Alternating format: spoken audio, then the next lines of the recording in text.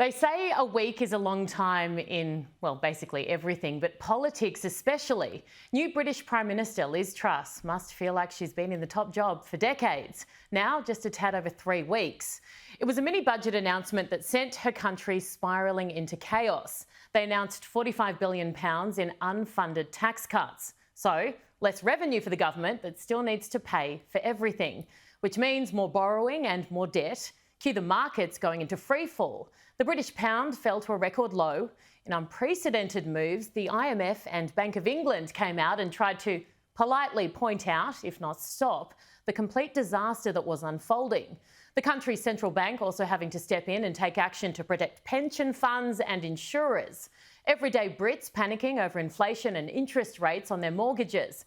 It was, for want of a better term, a complete disaster. The Prime Minister hit local and regional radio stations, that old trick, avoiding the nationals, to try and explain herself. What on earth were you thinking? The country was already in a state of recession. Another says, how can we ever trust the Conservatives with our economy again? And Lydia says, are you ashamed of what you've done? Are you? We were going into the winter with people expected to face fuel bills of up to £6,000, huge rates of inflation. And you've made it worse. Also, I'm talking about the last 4 days. Where have you been? Because we've not heard from you in the last 4 days. Well, I'm here today on Radio Leeds talking to you. With the interest rates and people's mortgages, they're now worried not only can they heat their homes, but whether they can keep their homes, whether they can afford their mortgages. Yeah, but Prime Minister, with respect, that is the same scripted answer you've given to every BBC local radio station this morning. Perhaps her original plan of avoidance might have been the better option.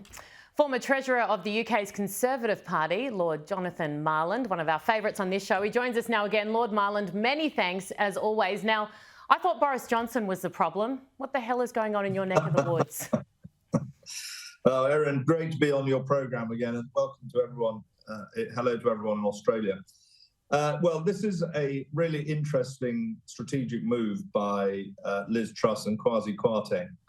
They've taken the risk of challenging global groupthink, which is, everything is about higher taxes, higher spending, dependence on government, and are challenging that in a way that the last time that happened, and you are definitely too young to remember this, Erin, the Reaganomics, which became Thatcheromics, which was a lower tax economy creates growth, and but at the same time you have to cut public expenditure. The world has gone in uproar on it. The inevitable markets have which go up and down and have recovered. Inevitably, the groupthink of the world has piled opprobrium upon them for doing something that they don't think is right, and time will tell whether it is. Speaking personally, Erin, what's not to like? They're not going to increase corporation tax of our businesses. They're not going to increase national insurance, which were two of the taxes that were going to rise under the previous government. They're going to reduce the top rate of tax, which I'm ashamed to say that we're not ashamed. Actually, I earn more than $50,000 a year in income. And they are going to take a penny off the bottom rate of tax.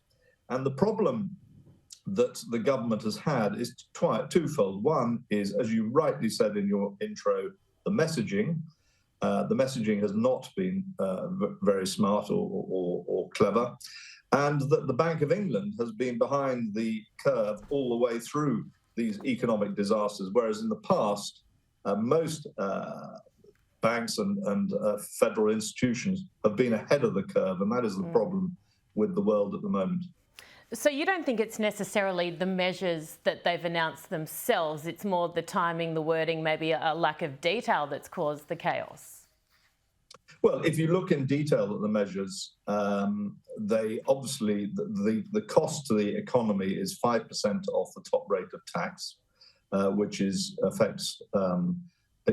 obviously is beneficial to a huge amount of people, including, by the way, our train drivers who are striking at the moment, who are on $61,000 a year. So some of their salary will now benefit by a 5% tax reduction. It will also take a penny off the bottom end of tax. And those are really the two main those are really the only two tax changes that are happening, because the other rises haven't come into force. And if you look in the detail, you will see certain very encouraging things like investment zones, which I've been a great advocate of in order to return growth and enterprise back into the country by having these zones which have benefits.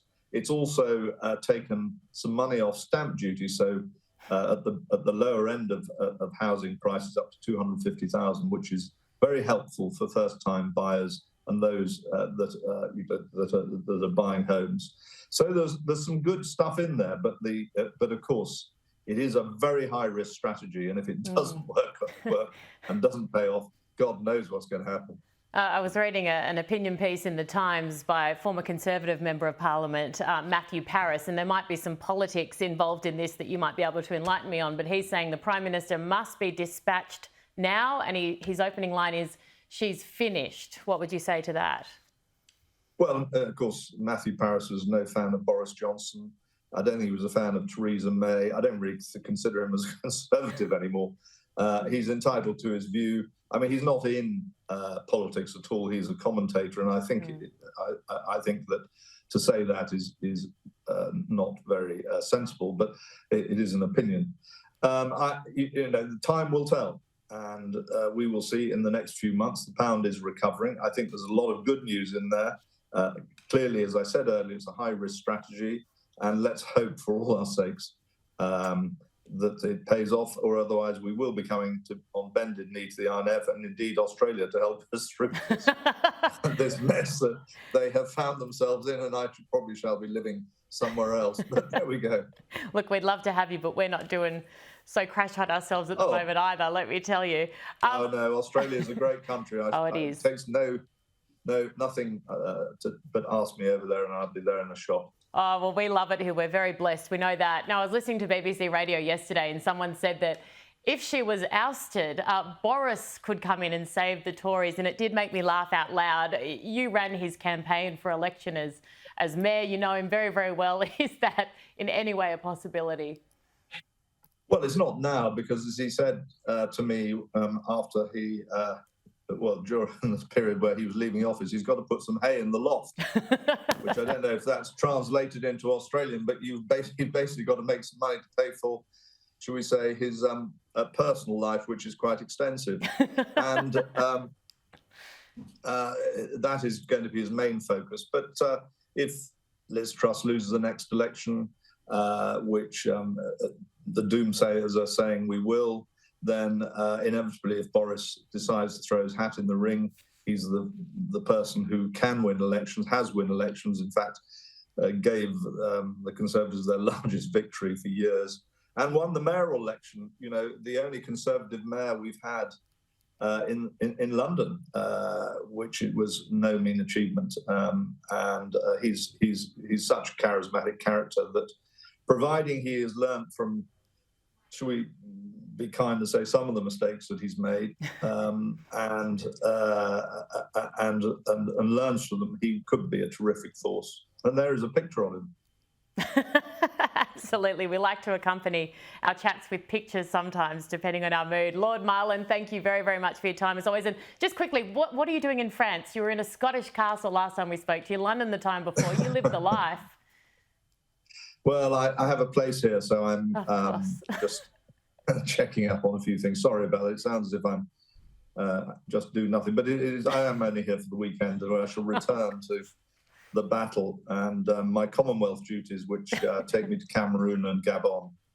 Lovely. Well, we wish you a safe flight. Best of luck. Thank you so much again for your time. Thanks, Erin. Thank you.